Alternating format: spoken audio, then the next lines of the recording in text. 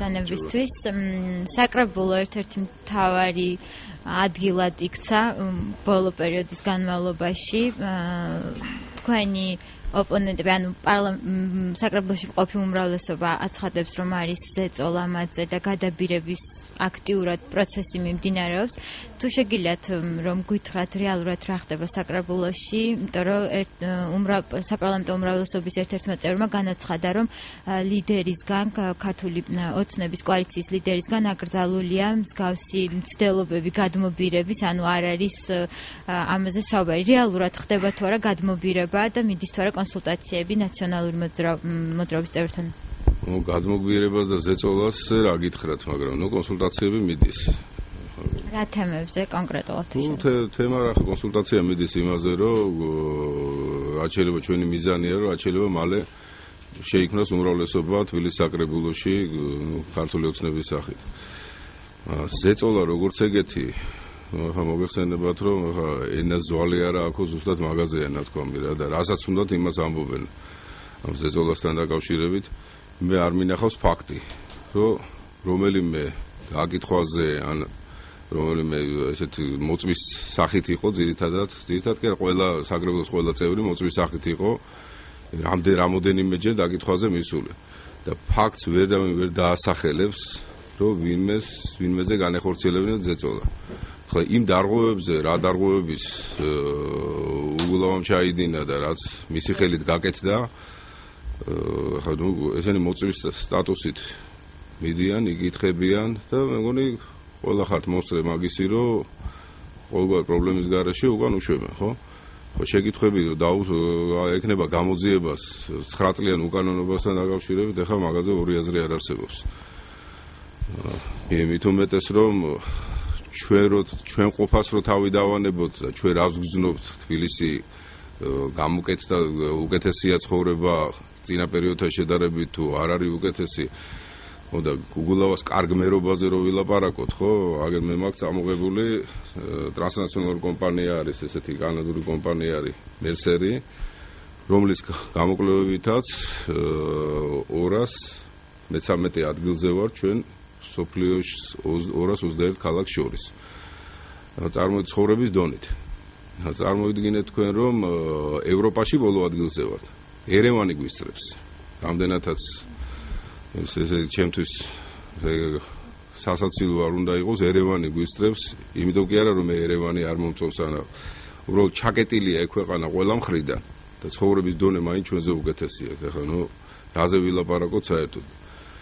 აი ამ ზეწოლასთან დაკავშირებით ეგ არის, მეც კომენტარს მაგაზე ვერ გავაკეთებ, იმიტომ რომ არ არსებობს ეგეთი, ბუნებაში არ ყოფილა ეგეთი რამე და თუ ადამიანს რამე შეკითხვას დაусმევენ, მე მგონი რომ ეგ პრობლემა არ უნდა იყოს იმაზე პასუხის გაცემა.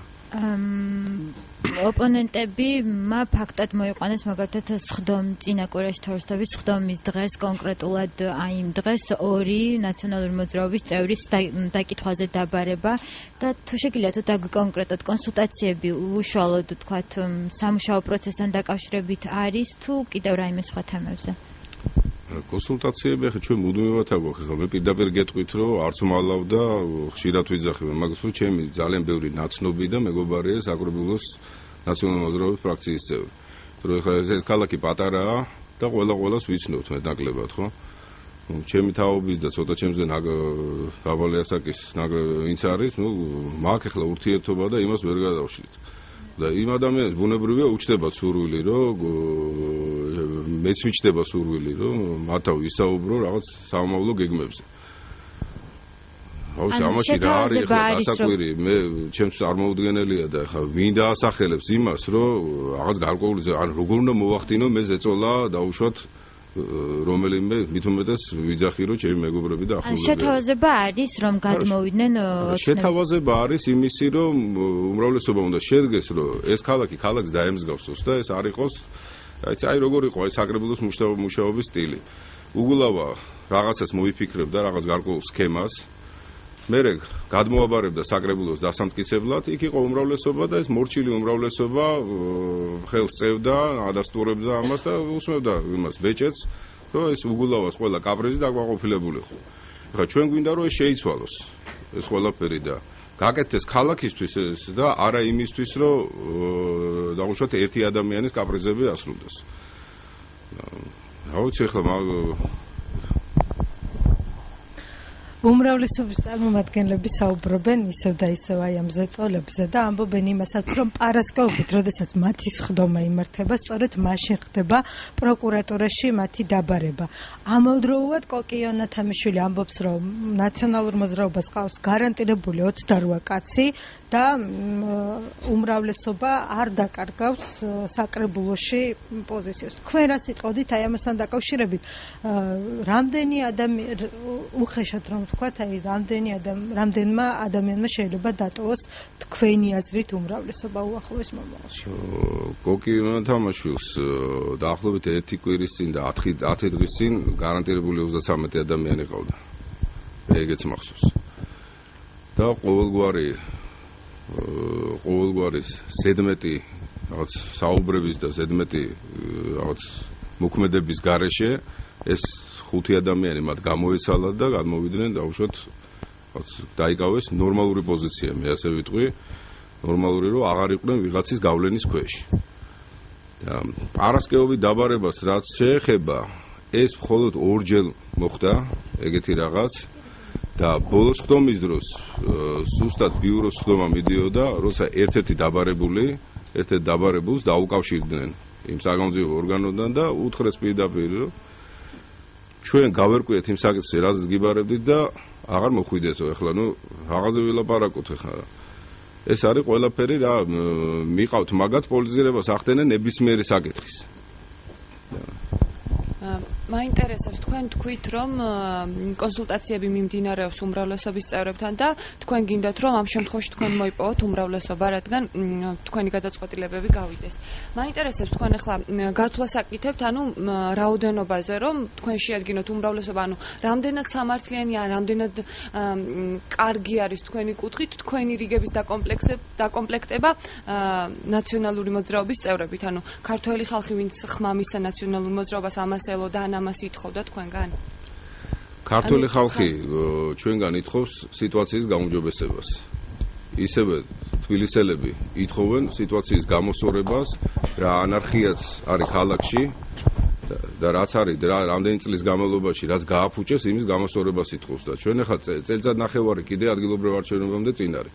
ის საღად მოაზროვენ ნორმალური და ბევრი თავის დროზე ჩემი აზრის შესწომით მოხვედრილი ნაციონალურ მოძრაობაში არ არის პრობლემა, ისინიც ქართველები არიან. არ არის პრობლემა, რომ გადმოვიდნენ და დაგვიდგნენ გვერდში იმ სიკეთის საკეთებლად, რაზეც ჩვენ ვაპირებთ თბილისში აღორძინოთ.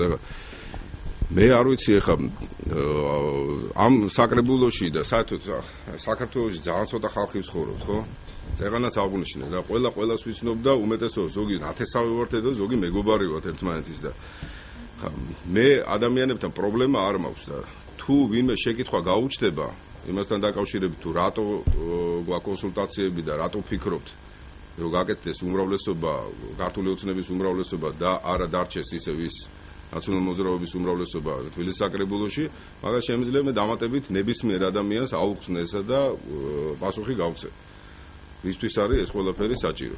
პირდაპირ გეუბნებით, თბილისში არის საშინელი მდგომარეობა და ეს მდგომარეობა უნდა გამოსწორდეს.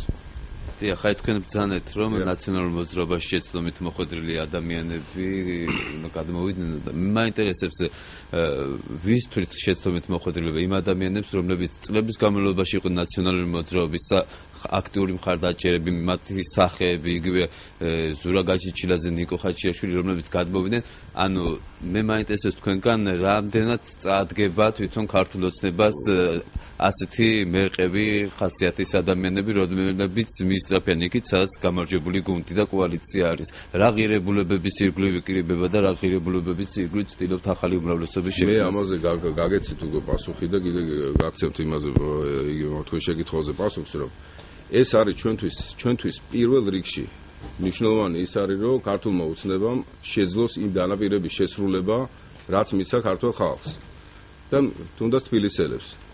თბილისში ახლა პირწმინდა წააგეს ნაციონალებმა, საერთოდ დღევანდელი ჯერჯერობით დღევანდელი მერის რეიტინგი მე როგორც ვიცი დაახლოებით 10%-ზეა ჩამოსული. ცოტა ხნის წინ 15%-ზე იყო. ეს ადამიანები ჩვენ თუ გვერდში დაგვიდგებიან და დაგვეხმარებიან იმაში რომ თბილისში მდგომარეობა გამოვასწოროთ, ხო მე ამაში სულს ვერაფერს ვერ ხედავ. მაგათი დატვირთვა ის იქნება, რომ ქართული ოცნება გადავიდეს უმრავლესობაში და ისინიც თავიანთი გამოცდილებით რაღაც გარკვეულწილად დაგვეხმარებიან ჩვენ. გაშუაში რაოდენობაზე არ არის ლაპარაკი. საქმისთვის, რომელიც ჩვენ გვინდა. ბევრი არის კომპეტენტური. ქვეყანაში და იმ საქმისთვის, რომ ადამიანები გასაგებია, მაგრამ 8 წლის განმავლობაში ძალიან ბევრი ადამიანი ფიქრობდა სხვანაირად და ძალიან ბევრი ადამიანი იღებდა მონაწილეობას თუნდაც იმ ვარდების რევოლუციაში. მაგრამ დღეს ის ადამიანები სხვანაირად ფიქრობენ. გავიდა უკვე 8 წელი და რაღაც გადაფასებები ხდება. ბატონ გიორგი, დღეს საუბარი არის დედაქალაქის მერის თანამდებობის შეწყვეტა, სამართლებრივი ამოსილების შეწყვეტასთან დაკავშირებით. თქვენი შეფასება ამ ფაქტთან დაკავშირებით და ასევე პოზიცია. ჩემი შეფასება თბილისის მერის მიმართ ჩემი დამოკიდებულება საყოველთაოდ ცნობილია. მე გეტყვით, რომ არის თუ პროკურატურის მთავარი პროკურორის განცხადებას დავყნობით დღეს დილით დაახლოებით 20 მილიონ ლარის გაფლანგვაზია იქ ეჭვი და მიმდინარეობს გამოძიება და ალბათ დადასტურდება უახლოეს მომავალში. მე გაცილებით მეძე მაქვს ეჭვი, იქიდან გამომდინარე რა მდგომარეობაშია ქალაქის ინფრასტრუქტურა და საერთოდ ქალაქი რა მდგომარეობაშია. მაგაზე ნუ ახლა იმაზე აღარ ვიტყვი არაფერს რა ხდებოდა გამწვანებაში და კიდე თუნდაც გზის საფარი ნახეთ, გაუბედურებულია. შარშან შეკეთდა დაიგო ახალი გზები, წელს თავიდან გასაკეთებელია. ეს იმიტომ რომ უხარისხოთ და ესე შეთანხმებულ კომპანიებს, თავიანთ კომპანიები იგებდნენ ტენდერებს. და საიდანაც მიდიოდა ეს უკან დაბრუნება თანხების. ახლა ეს ცოტა ცლად ვისაუბროთ ამაზე, შორს წავალთ რა მე ვფიქრობ და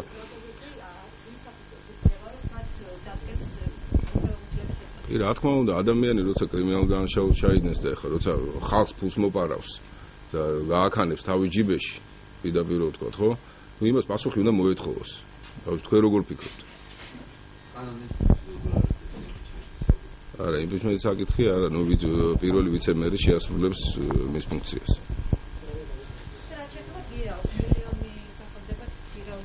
არ მე არ მგონია რომ უგულავასთვის და ნაციონალური მოძრაობისთვის მილიონი პრობლემა იყოს, იმიტომ რომ იმდენი მილიარდი აქვს ნაშოვნი საერთოდ კლიანობაში, რომ არც დაესიზმება არც წინამთავრობას, არც იმის წინას და რა ვიცი მე კიდე რომელს ჩავყვე და რომელს მივყვე, არ ვიცი. იმდენ მილიარდზეა ლაპარაკი, რომელიც აქვს დატაცებული მაგაც საერთოდ. დარღვევები ძალიან ბევრია, კონკრეტულად ჩვენ რაზეც ვიმუშავეთ, ეს რიყის თემაზე ძალიან სერიოზულად ვიმუშავეთ.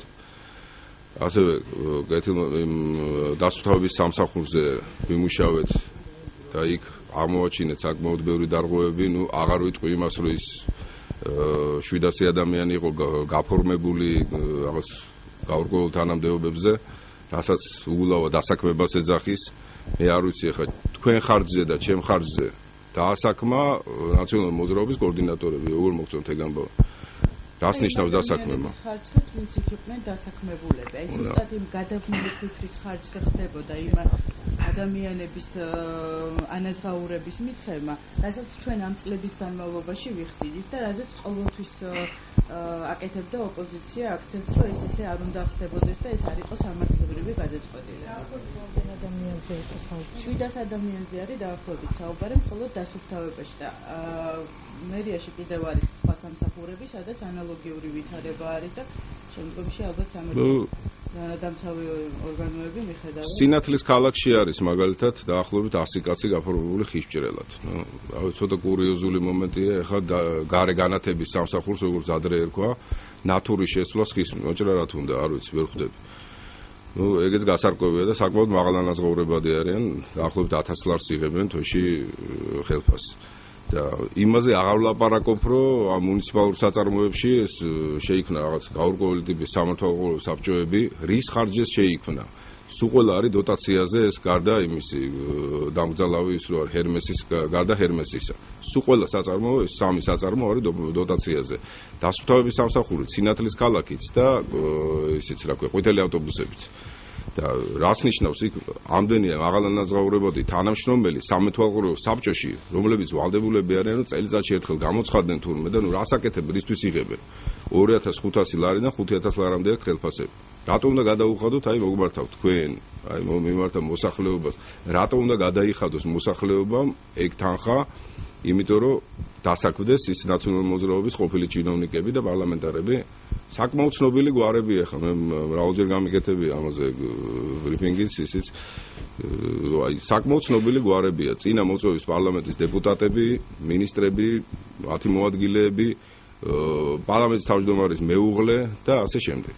ყოფილი რა თქმა უნდა, ყოფილი პარლამენტის. ბატონ მერთან შევედით ინიციატივით ამასთან დაკავშირებით, მან როდესაც განეცხადა, რომ ჩვენ ზუსტადაც გვჭირდება ესეთი გამოცდილი კადრები, როგორიც არიან იგივე ხაბაძე და ასე შემდეგ, ძალიან ცნობილი სახეები, მივმართეთ მას ინიციატივით წერილითაც ოფიციალურად და თხოვეთ, რომ ზუსტად ასეთივე ადამიანი, რომელიც არის სამი მოწვევის პარლამენტარი, ბატონი რომან კუსიანი და ძალიან დიდი გამოცდილება აქვს, მოხარიყო მისი დასაქმება იგივე მეთოდით, მაგრამ აღმოჩნდა, რომ მათ არ აინტერესებთ ესეთი ადამიანები, მათ აინტერესებთ მხოლოდ ნაცმოძრაობის სახეები, რომლებიც უზრუნველი ყავდეთ დღესაც. ოფიციალურად მივმართეთ ამის ესეთი ინიციატივით შევედით. მართალია იძახიან, რომ თქვენი ინიციატივებით არ გამოირჩევითო, მაგრამ სამწუხაროდ რამდენი ინიციატივით ჩვენ შევედით, იმდენი ამ ინიციატივების გაფაჭყლება და წყალში გადაყრა მოხდა. ასე რომ რა თქმა უნდა. რა თქმა უნდა, არაფერი დატვირთვა არ აქვს ამ სამეთვალყურეო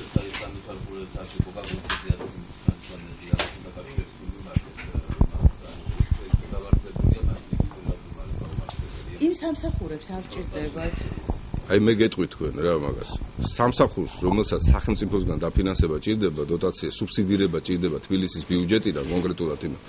იქ აღარ უნდა იქმნებოდეს რაღაც ის გაურკვეველი ტიპის სამეთვალყურეო საბჭოები. სადაც არიან საკმაოდ მაღალანაზღაურებადი თანამშრომლები თუ რაც ქვია მაგას სამეთვალყურეო საბჭოს წევრები. და გოგა გუნცაძეს შემთხვევაში და რკინიგზის შემთხვევაში რკინიგზა ჩემთვის ცნობილია, რომ საკმაოდ ბევრ თანამშრომელს და საჭიროებს იმისთვის, რომ ნორმალურად მართონ რკინიგზა და ერთ-ერთი მთავარი შემოსავლის წყაროა ქვეყნისთვის. და ის არ იღებს არაფერს ბიუჯეტიდან. და აქ არის აბსოლუტურად რადიკალურად განსხვავებული სიტუაცია. პირდაპირ გეუბნებით ბიუჯეტიდან ყოველ თვე ეს ხალხი იდებს ჯიბეში დაახლოებით 9 მილიონ ლარს. და თბილისის ბიუჯეტიდან. აი ეს ხელფასის სახით კიდე რაღაცა იქნება ალბათ 1000. მე თქვენ მივლინებებზე არა ვარ კიდე მისული. აი რამდენი ხანია ვითხოვ დაახლოებით 2 კვირაა ვითხოვ თუნდაც საკრებულოს წევრების მივლინების ხარჯებს. აი საზოგადოებრივ რომ მიდიან, მოდიან, დადიან და უშუალოდ საკრებულოს ბიუჯეტის ხარჯებს. ხო, იგივე თბილისის ბიუჯეტის ხარჯს. აი ვითხოვ, მაგრამ საშინელი წინააღმდეგობა ხდება თბილისის საკრებულოს აპარატისგან იმის რომ მივიღო ეს ისა და შევხედო რა უბრალოდ რაში იხარჯება თანხები, ხო?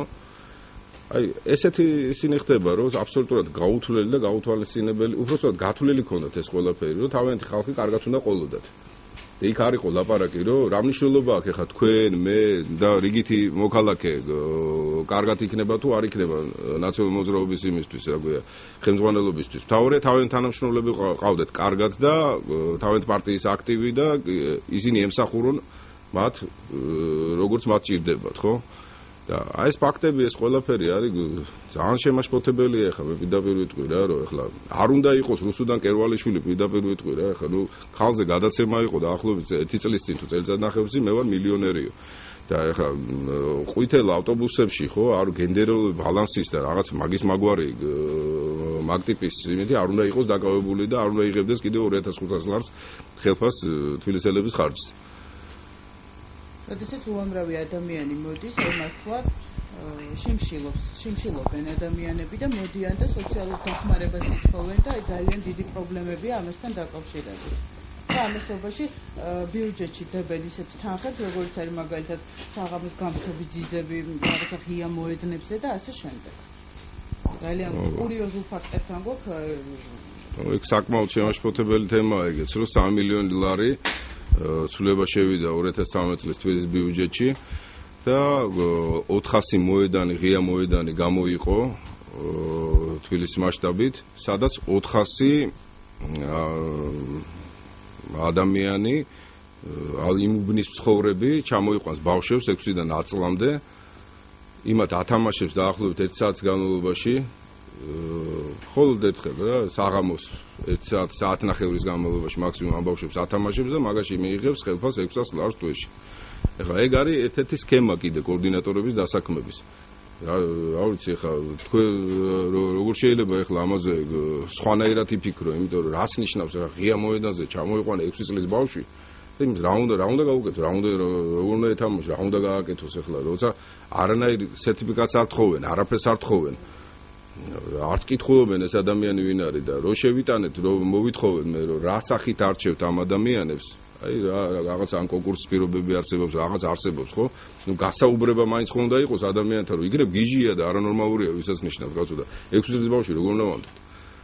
ნუ არც იმ კომისიაში უნდა ჩვენი ჩართვა და არანაირ მსგავსი ისა, ნუ ჩვენი ინიციატივები არ მოწონთ მათ და ამ დროს აცხადებენ, რომ ჩვენი ინიციატივები არ გაგვაჩნია. ანალოგიური სიტუაცია არის ბაღებში. შექმნეს რაღაცა სამეთვალყურეო საბჭოები, სადაც ორ ადამიანს ასაქმებენ, აქ იქნება ორი მშობელი, როგორც სკოლებში ხდება ისე და ორი ადამიანი იქნება ამ ბაღის ტიპიდან დასაქმებული, მსგავსი ესენი მიდისახაც და რა ვიცი, ნუ ძალიან დიდ კორუფციულ სქემებთან გვაქვს საქმე, აბსოლუტურად აი ცალსახა არის ეს.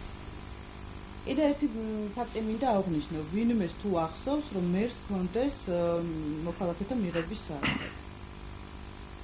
მე რაღაცა არ ამგონია ეს, რომ იყოს მერის მხრიდან, თბილისის მოსახლეობის მხრიდან დაფასება, ელემენტარული დაფასება ხომ უნდა გქონდეს, რომ მე როგორც თბილისელს მინდა მერთან შეხვედრა და მას არ აქვს ეს. მიღების საათები არ აქვს და არც გქონია. ელემენტარული კომუნიკაციის საშუალება არ ქონდა ამ ადამიანს თბილისელებთან და რატომ უკვირთ რომ ეს ესეთი დამოკიდებულება არის საზოგადოებიდან, მე ჩემთვის ბატონო გიორგი, თუ შეგიძლიათ, ანუ რამდენად შეგიძლიათ ანუ განმარტო, აი თუ მოხდება თქვათ უფლებამოსილების შეწყვეტის საკითხის დაყენება, ანუ პროცედურულად ეს რას ითვალისწინებთ, ანუ როგორ შეიძლება რომ მოხდეს თუ ახსნა თუ შეგიძლიათ? არა, მე მაგის ახსნა არ შემეძლია, ხა მაგაზე უფრო იურისტები გაქცევენ პასუხს, ხა ანუ პროცედურულად რა მე როგორც ვიცი, ხა არ მინდა რომ შეცდომა შევიყვანო საზოგადოება. მე როგორც ვიცი, უბრალოდ შეუწყვეტავენ უფლებამოსილებას და შეასრულებს პირველი ვიცე-მერი შეასრულებს მერის ფუნქციას. კანონმდებლობით ეს დასაშვები არის. კი, კანონმდებლობით დასაშვები.